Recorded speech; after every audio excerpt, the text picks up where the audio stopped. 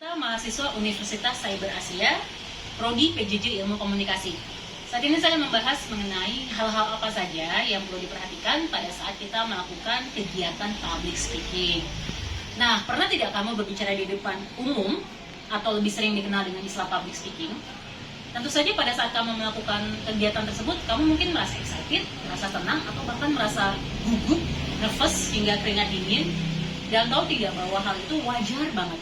Ya, perasaan campur aduk yang dirasakan pembicara saat berbicara di depan orang banyak itu memang sering dialami oleh banyak orang. Tapi jangan biarkan perasaan seperti ini mengganggu penyampaian materi atau pidato yang hendak kamu sampaikan kepada audiens ya. Jadi apa sih public speaking itu? Public speaking adalah suatu kegiatan di mana individu atau pembicara mempersiapkan dan menyampaikan pidato kepada sekumpulan orang yang berperan untuk mendengarkan tanpa menginterupsi jalannya penyampaian materi tersebut. Dan hal yang penting yang menjadi perhatian dari pembicara adalah seringnya demam panggung. Demam panggung atau gugup itu hal yang normal, tapi seperti yang telah disebutkan di atas, jangan sampai kondisi ini mengganggu materi atau pidato yang hendak kamu bagikan kepada audiens. Nah, pada saat melakukan public speaking, ada beberapa hal yang harus diperhatikan. Yang pertama adalah aspek komunikasi verbal. Verbal adalah hal yang berkaitan dengan kalimat atau kata-kata. Secara bahasa, verb dari bahasa Latin verbum, artinya kata. Verbal juga berarti lisan dan kata demi kata. Komunikasi verbal adalah komunikasi dengan menggunakan simbol-simbol verbal. Komunikasi verbal terbagi menjadi dua, yaitu komunikasi lisan, berbicara dan mendengar, serta komunikasi tertulis, written communication, menulis dan membaca. Dalam public speaking, yang dilakukan adalah tentu saja komunikasi verbal atau lisan berupa berbicara. Verbal ini mempengaruhi keberhasilan public speaking sebanyak 7%. Memang sangat kecil, tetapi pembicara harus tetap pandai memilih kata, kalimat, dan urutannya dalam menyampaikan materi. Yang terpenting jangan panjang lebar atau bertele-tele. Kontrol emosi juga sangat dibutuhkan demi terciptanya komunikasi verbal yang efektif. Nah, ada beberapa hal yang perlu kita ingat sekaitan dengan komunikasi verbal, antara lain ringkas. Elliot Tesman dalam buku yang berjudul You Have a Choice, Key Rules for Public Speaking Success menegaskan ada 3 aturan dasar public speaking yang dikenal dengan istilah Elliot 3 Basic Rules of Public Speaking. Salah satunya less is more. Jadi bicara dengan singkat, jangan berusaha menyampaikan banyak hal dalam suatu kesempatan. Singkat di sini maksudnya sampaikan suatu pesan atau informasi dengan bahasa yang efektif dan efisien. Hindari kalimat-kalimat yang tidak perlu dan penjelasan-penjelasan yang tidak berkaitan dengan topik. Tentunya adalah aspek elemen komunikasi nonverbal yang bertujuan untuk memberikan perhatian pada audiens sehingga audiens tetap fokus pada public speaker pada saat menyampaikan sesuatu. Dengan mendapatkan perhatian audiens, maka gagasan dan ide akan lebih mudah untuk disampaikan. Yang kedua, memberikan kebenaran dalam informasi. Melalui komunikasi nonverbal, audiens akan lebih memahami kebenaran di balik informasi tersebut karena tubuh public speaker menunjukkan tanda-tanda kebenaran tersebut. Dan tujuan yang ketiga adalah memotivasi dan menggali perasaan internal audiens.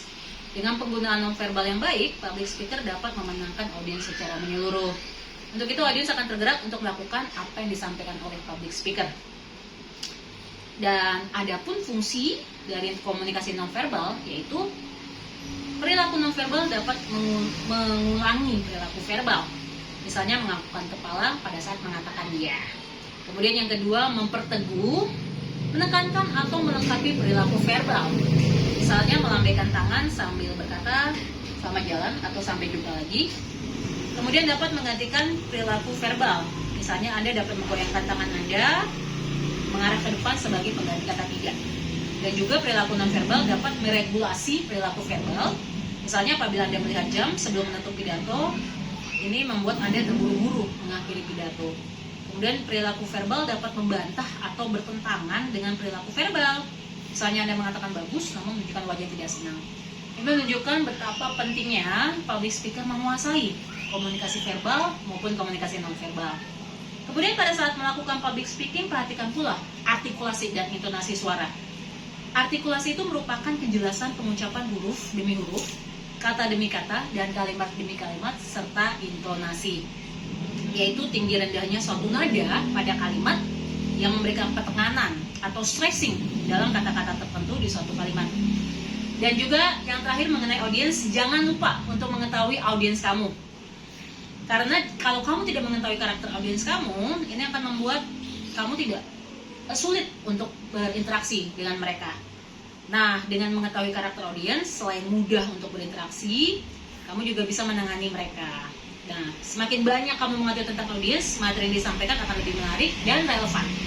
Sebab ketidaktahuan terhadap audiens berarti sama saja Anda menjerumuskan diri Anda ke dalam masalah. Mengenal audiens dapat membantu kamu menyiapkan materi yang efektif sesuai kebutuhan mereka. Selain itu, kamu juga dapat menentukan media dan pendekatan yang sesuai dengan karakter audiens.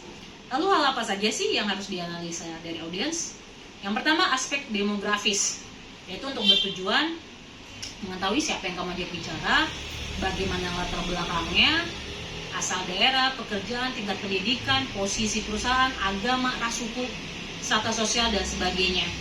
Ada pula aspek psikologis, yaitu yang bertujuan untuk mengetahui apa yang dipahami dan diyakini oleh audiens sebelum mendengarkan materi kamu. Beberapa hal ini bisa dilihat sebagai aspek psikologis, yaitu apa masalah mereka, sejauh mana tingkat pengetahuan mereka terhadap topik yang kamu sampaikan, mengapa mereka perlu mendengarkan topik materi yang akan disampaikan, dan apa saja yang mereka harapkan dari materi yang kamu sampaikan. Yang ketiga, yang terakhir, aspek kontekstual. Dari menganalisa aspek kontekstual ini, kamu bisa tahu bagaimana situasi yang akan kamu hadapi, yang berkaitan dengan ruangan, tujuan acara, durasi, presentasi, dan lain-lain. Berikut beberapa hal yang perlu dianalisa dari aspek kontekstual. Apakah mereka hadir secara sukarela? Di mana kegiatan diadakan? Bagaimana kondisi ruangan saat kegiatan dilakukan? Apakah peralatan yang disediakan sudah memadai dan berapa lama waktu yang diberikan? Ya, demikianlah hal-hal yang perlu kamu perhatikan saat melakukan public speaking.